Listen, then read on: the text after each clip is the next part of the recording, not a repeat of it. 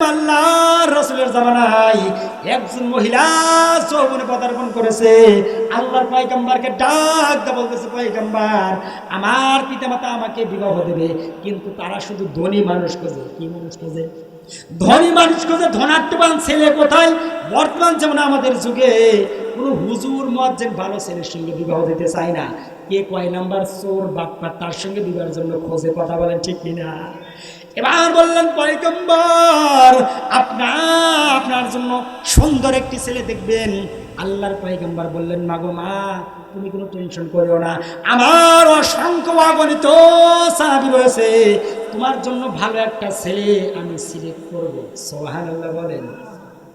এবার মেয়েটি ডাক দিয়ে বলে, পয়গম্বর, আমার জন্য কেমন ছেলে আপনি নির্ণয় করবেন? দেখবেন যেমন তেমন কোনো ছেলে হলে হবে না, ছেলের মধ্যে গুণ থাকতে হবে তিনটা। জোরে বলেন, কয়টা? আরো জোরে। জোর হলো না। গুণ থাকতে হবে তিনটা। এক নম্বর গুণ হইল, আমার যে ব্যক্তি স্বামী হবে সেই স্বামী প্রত্যেকটা দিন একটা করে আল্লাহর কোরআন খতম করবে। আল্লাহর পয়গম্বর ডাক দিয়ে বললেন, মাগো মা, দ্বিতীয় নাম্বার গুণ কি আমাকে একটু বইলা দাও। আল্লাহর পয়গম্বরকে ডাক দিয়ে বললেন, ইয়া রাসূলুল্লাহ, ইয়া হাবিবাল্লাহ, দ্বিতীয় নাম্বার গুণ হইলে এমন একটা ছেলে আমার জন্য দেখবেন, যেই ছেলেটা সারা বছর নফল রোজা রাখে। ও পয়গম্বর, দ্বিতীয় নাম্বার গুণ হলে এমন একটা ছেলে আমার জন্য সাজেক্ট করবেন, এমন একটা ছেলে আমার জন্য সিলেক্ট করবেন, যে ছেলেটা দাঁড়াইয়া দাঁড়াইয়া সারা রাত নফল নামাজ পড়ে। তাহলে আমল জানি কয়টা বাজান? এক নাম্বার, প্রত্যেকটা দিন আল্লাহ তাআলার কোরআন খতম করবে। দ্বিতীয় নাম্বার, সারা বছর নফল রোজা রাখবে। তৃতীয় নাম্বার, সারা রাত দাঁড়াইয়া দাঁড়িয়ে নফল নামাজ পড়বে। আহারে, দেখছেন আমি কি এবি মা বোনদের ওয়াজ ধরছি? মা বোনদের ওখানে জাগাই হচ্ছে না। আপনাদের তুলনায় মা বোনরা হচ্ছে 10 গুণ। আল্লাহ তাআলা মা বোনদেরকে মা ফাতেমা, মা আসিয়ার সঙ্গে জান্নাতুল ফেরদাউস দান করুক। জোরে বলেন আমিন। মা, আপনারা জান্নাতবাসী মা। আপনাদের মতো মায়েরে আমি একজন সন্তান। মায়ের দোয়ার কারণে পুরা বাংলাদেশ আমার ওয়াজের জন্য চাতক পাখির মতো এরকমভাবে বসে থাকে। সুবহানাল্লাহ বলেন। তাছাড়া আমি কিন্তু কিছুই নেই, আমি একবারে ছোট মানুষ। এমন লোক এখানে বসে আছেন তার নাতির বয়স আমি। সেই জন্য মা বোনদের দুবার হাত দিয়ে বলবো, মা, আপনারা আমার মা, একটু চাইপে চেপে সামনের দিকে একটু এগিয়ে বসেন। আপনি যদি আর একজন মাকে বসতে দেন, কাল কঠিন কিয়ামতের ময়দানে আল্লাহ আপনাকে জান্নাতে জায়গা দেবে। এর চেয়ে বড় আর হাদিস আছে বাবা। একটু আগে সামনের দিকে এগিয়ে বসেন না। বলতেছিলাম গুণ হলো তিনটা। কয়টা? তিনটা গুণ থাকতে হবে, তাহলে মেয়েটা বিয়ে বসবে। আমার ভাইরা, আমার বন্ধুগণ, বগুড়ার মুসলমান, আল্লাহর রাসূলের একটা আদত ছিল, মসজিদে নববীর ভিতরে নামাজ পড়িয়া সাহাবীদেরকে মুখ ফিরাইয়া আল্লাহর রাসূল প্রত্যেকদিন ফজর পরে কিছু কিছু ভালো ভালো নসিহত করতেন। জোরে বলেন সুবহানাল্লাহ। আল্লাহর রাসূল ওই মসজিদে নববী মধ্যে নামাজ পড়া যায়, মসজিদে নববীর ভিতরে এক রাকাত নামাজ পড়লে 50,000 রাকাতের সওয়াব দিয়ে দেয় আমার আল্লাহ। সেই মসজিদে নববীর ভিতরে যাওয়ার স্বপ্ন আছে না নাই? কাদের আছে? একটু গভীর রজনীতে দুই হাত তুলে আল্লাহকে দেখান। আল্লাহ, তুমি হাতগুলো কবুল করো। জোরে বলেন আমিন। আল্লাহ, মক্কা মদিনার মুসাফির না বানাইয়া মৃত্যু দিও না। সকলে পড়েন আমিন। মনে কি যে বেদনা আমার আল্লাহ সারা জানে না। মন চাই যেতে সোনার, নীরবে নির্জনে কাঁদি যে গোপনে, রাসূলের দিদার আমরা পাবো যে স্বপনে। আল্লাহু আকবার। নীরবে নির্জনে কাঁদি যে গোপনে, রাসূলের দিদার আমরা পাবো যে স্বপনে। আল্লাহু আকবার। দিদারের আশায় কেঁদে বুক ভাসায়, দিদারের আশায় কেঁদে বুক ভাসায়, তবু দিদার তোমার মেলে না। মনে কি যে বেদনা আমার আল্লাহ সারা জানে না। মন চাই যেতে সোনার, আল্লাহ সবাইকে কবুল করুক, জোরে বলেন আমিন। বলতেছিলাম সেই মসজিদে নববীর ভিতরে আমার আপনার পয়গম্বর ফজর নামাজ শেষ করিয়া এলান করে দিলেন, সাহাবীরা রে, এই যে আগামীকালকে বিগতকাল আমার কাছে একজন মহিলা এসেছিল, যে মহিলা হইল হুরে মদিনা, এই মক্কা মদিনার মধ্যে সবচাইতে সুন্দরী মহিলা, এই মেয়েটার জন্য জামাই চাই, কে তাকে বিবাহ করবা?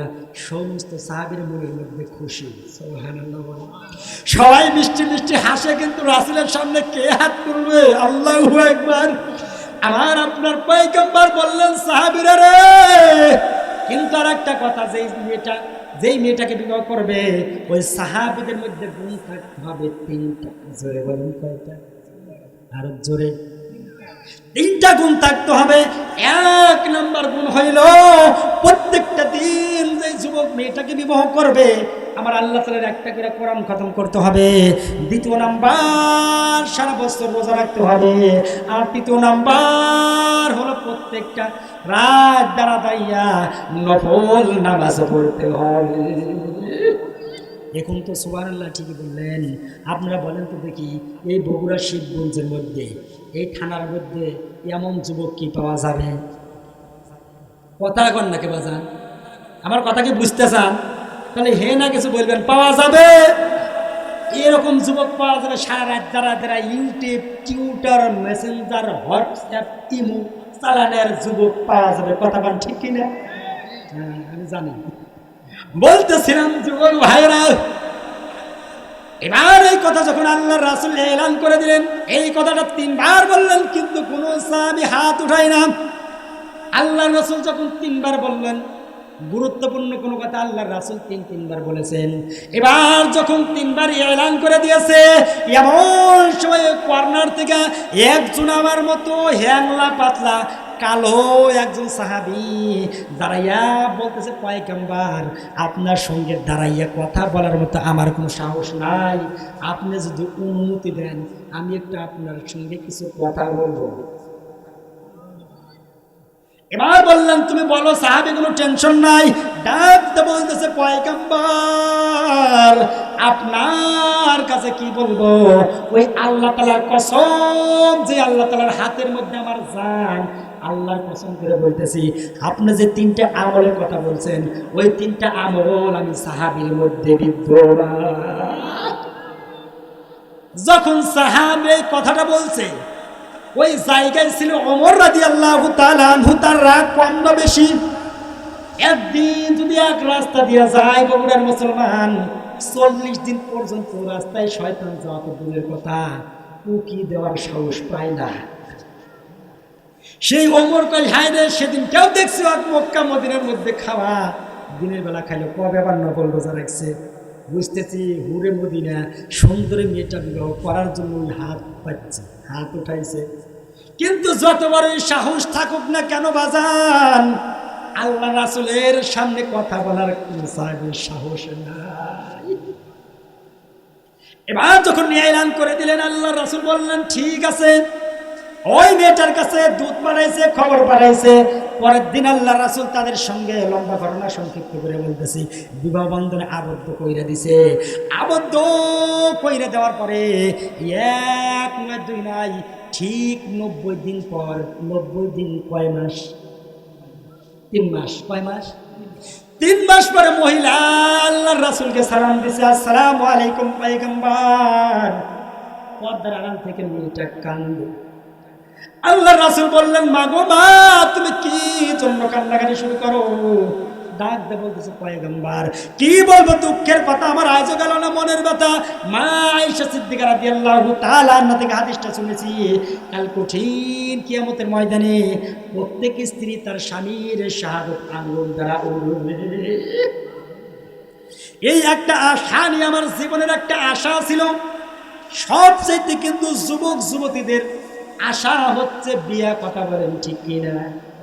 তার একটা আশা ছিল, কিন্তু আমার আশাটা মাটি হয়ে গেছে। পয়গম্বর মেয়েটা কান্দে, আর পয়গম্বর ডাকতে বললেন, মা গো মা, ও মা, তুমি কি জন্য কান্নাকাটি করো? বলে আপনি আজ থেকে 3 মাস পূর্বে যে সাহাবীর সঙ্গে আমাকে বিবাহ দিয়েছেন, আল্লাহর কসম করে বলতেছি স্বামীর নামে কোনো কথা বলা লাগে না, কিন্তু আজকে আমি বলতেছি 3 মাস হলে যে মেয়েটার সঙ্গে আমাকে বিবাহ দিয়েছেন, আল্লাহর কসম করে বলতেছি 3 মাসের মধ্যে যে 3টা আমলের কথা বলতেছি, 3টা আমল তো দূরের কথা, একটা আমল যদি থাকতো আমার স্বামীর মধ্যে, তার মনে কে বুঝতে পারতাম আমার স্বামীর মধ্যে একটা আমলও নাই। সাহাবীকে ডাক দা বললেন, সাহাবী কই রে? এবার যখন আসছে, আসার পরে বলতেছে তোমার এক কথাই শুনে কিন্তু বিচার করা যাবে না, কথা বলেন ঠিক কিনা? সাহাবীকে ডাক দা বললেন, সাহাবী ও আমার সাহাবী, এই 3 মাস পূর্বে তোমার যে মেয়েটার সঙ্গে বিবাহ দিয়েছে, তোমাদের সংসার কেমন চলছে?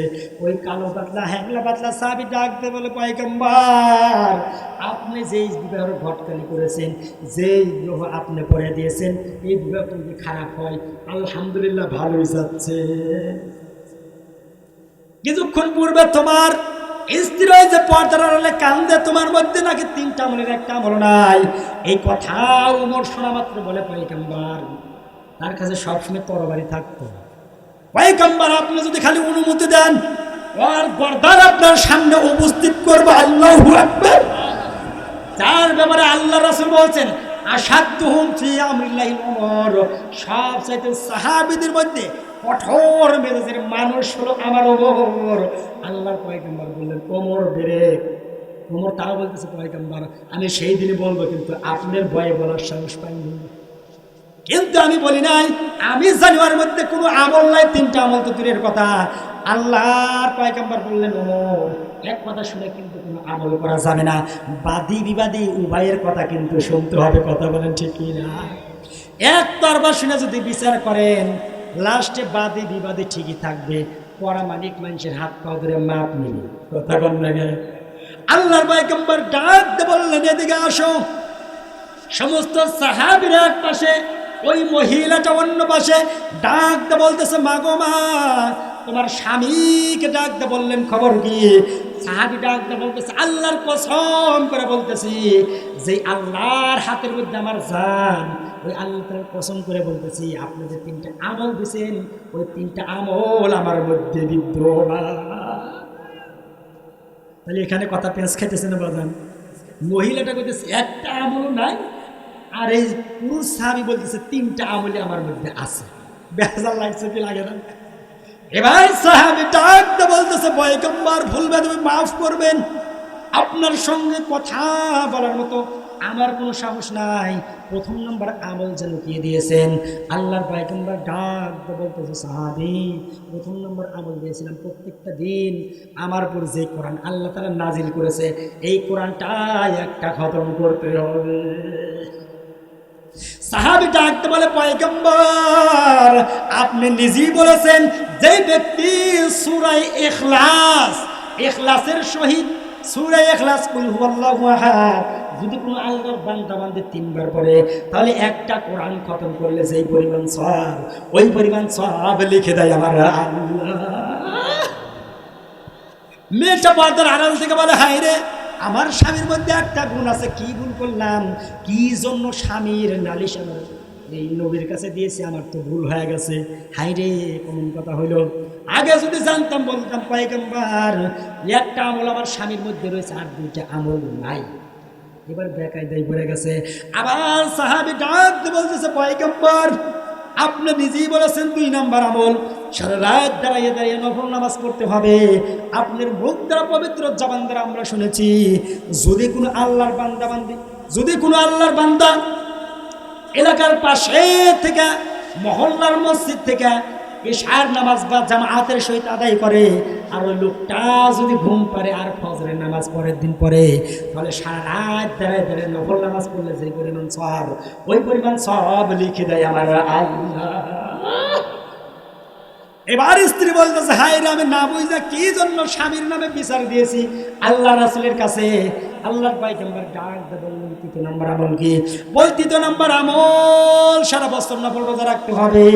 আল্লাহ রাসূলকে ডাক দিয়ে বললেন, পয়গম্বর আপনি মসজিদে নববীর ভিতর থেকে বলেছেন, মান সামা রমাদান সুম্মা আদম সিত্তাম মিন শাওয়ালিন কানা কাসিয়ামিদ দাহরি। সুবহানাল্লাহ বলেন। যদি কোনো আল্লাহর বান্দা বান্দি রমজান মাসে রোজা রাখার পরে শাওয়াল মাসে 6টি রোজা রাখে, তাহলে আল্লাহ তাআলা তার আমলনামায় সারা বছর নফল রোজা রাখলে যে পরিমাণ সওয়াব, ওই পরিমাণ সওয়াব লিখে দেয় আমার আল্লাহ।